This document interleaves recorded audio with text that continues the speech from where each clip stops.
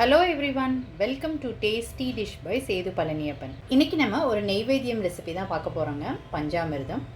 பஞ்சாமிர்தம் செய்கிறதுக்கு தேவையான பொருட்கள் என்னென்னு சொல்கிறேன். வாழைப்பழம் 4 பழம் எடுத்து வச்சுருக்கிறேங்க. டேட்ஸ் 6லேருந்து 7 டேட்ஸ் எடுத்துருக்கிறேன். கல்கண்டோ ஏலக்காவும் எடுத்துருக்குறேங்க. அடுத்து தேன் 2 ஸ்பூன், நெய் 2 ஸ்பூன், நாட்டு சக்கரை உங்கள் ஸ்வீட்டுக்கு ஏற்ப நீங்கள் பார்த்து சேர்த்துக்கோங்க. இப்போ வாழைப்பழத்தை தோல் நீக்கி கட் பண்ணிவிட்டு ஸ்மாஷ் பண்ணி எடுத்து வச்சுக்கோங்க.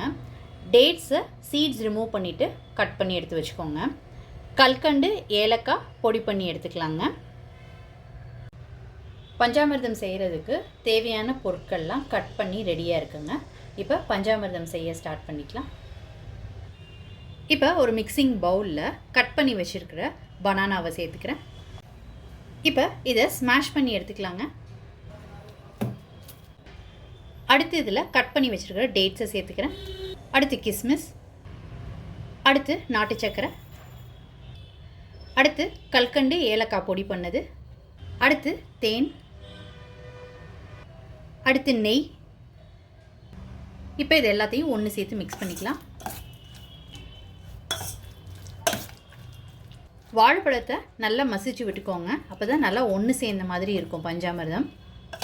இதில் ஆப்பிள் சேர்த்துக்கலாம், மாதுளம்பழம்லாம் சேர்த்துக்கலாங்க. எல்லாம் ஒன்று சேர்த்து நல்லா மிக்ஸ் பண்ணியாச்சுங்க. இப்போ பஞ்சாமிர்தம் ரெடி ஆயிடுச்சு. இதை சுவாமிக்கு நெய்வேத்தியமாக வைக்கலாங்க. நீங்களும் இந்த சிம்பிளான பஞ்சாமிர்தம் ரெசிபியை ட்ரை பண்ணி பாருங்கள். ட்ரை பண்ணிவிட்டு உங்களோட கமெண்ட்ஸை சொல்லுங்கள். உங்களுக்கு இந்த ரெசிபி பிடிச்சிருந்துச்சுன்னா லைக் அண்ட் ஷேர் பண்ணுங்கள். உங்கள் ஃபேமிலி அண்ட் ஃப்ரெண்ட்ஸ்க்கு tasty dish by Sethu Palaniappan சேனலை சப்ஸ்கிரைப் பண்ணுங்கள். நோட்டிஃபிகேஷன் பெல்லை கிளிக் பண்ணுங்கள் for more videos. Thanks for வாட்சிங்.